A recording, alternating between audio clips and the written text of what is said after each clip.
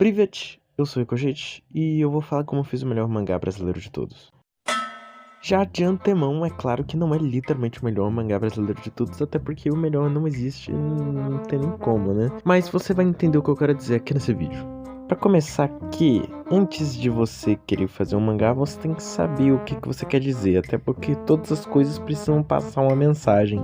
Nem que seja só contar a história daqueles personagens específicos. Você tem que ter boas referências, você tem que copiar como um artista, assim como a maioria das obras famosas. Ah, Ricochet, mas o que você quer dizer com isso? Eu quero dizer que, para fazer uma obra boa, você tem que copiar alguma coisa, mas não é literalmente um plágio. Quando você copia, que nem um artista, você adiciona naquilo, você bota mais coisas. A maioria dos artistas mais populares da história da humanidade fizeram isso. Como o Michael Jackson pegando alguns passos do James Brown, ou Akira Toriyama pegando a Jornada pro Oeste para fazer Dragon Ball, ou o Naruto pegando Dragon Ball pra fazer Naruto, e assim por diante.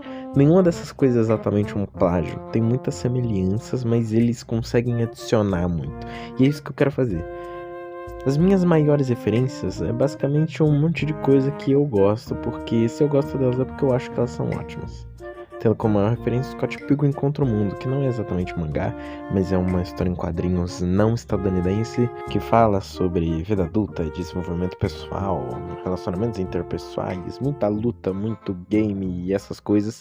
E eu acho isso genial e eu acho que a gente aqui no Brasil precisa de alguma coisa do tipo.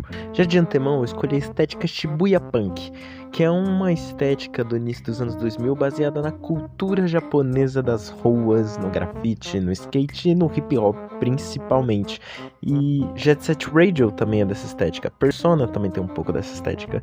E eu queria alguma coisa assim no mercado nacional, já que a maioria das obras que tem o Flip True e afins é tudo Jujutsu Kaisen da Silva. Eu queria que o título passasse uma mensagem, e essa foi uma das partes mais difíceis, basicamente criando todos os personagens e parte do primeiro capítulo antes mesmo de ter um título. Eu queria que tivesse o nome do personagem, porque a história é sobre meio que um figurante do mundo real que se transformou no protagonista, meio que quebrando a quarta parede, estando ciente que tá numa história, muito na síndrome de protagonismo que tem na internet hoje em dia. Então eu cheguei até o título A Culpa do Conrado, e eu acho ele muito bom por si só. E é claro que ele tinha que se passar no Brasil. Eu não queria ser covarde ao ponto de fazer um mundo fictício que é literalmente um Japão meio brasileiro, que nem a maioria das obras fazem. Eu queria algo realmente nacional e com coisas que a gente pode se identificar.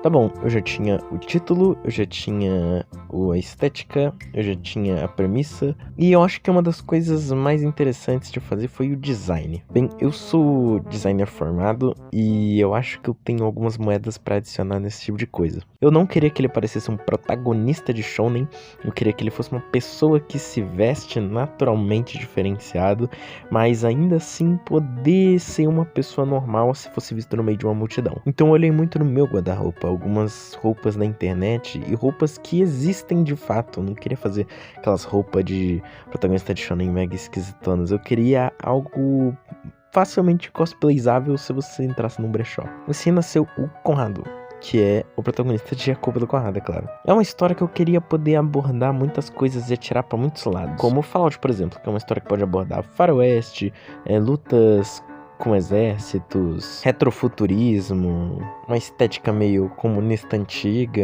uma estética ditatorial, romana. E eu realmente admiro quando uma história tem versatilidade no que ela faz.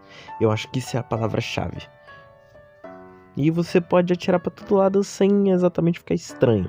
A Culpa do Conrado é meio que uma cidade brasileira que tem alguns distritos e ganguezinhas de subculturas adolescentes. Então pode ter, sei lá, uma gangue de garotos emos lutando contra uma gangue de góticas vampiras estranhas, com poderzinhos e shonenzinhos, essas coisas. E a maioria das pessoas não lê por causa disso, porque não é um shonen clichêzão, mas eu queria falar alguma coisa a mais. Ter algo mais pra oferecer. Não que shonens não possam oferecer muita coisa, mas eu queria que fosse uma coisa diferente. É claro que todo mundo quer fazer uma história diferente, mas acho que vocês me entenderam.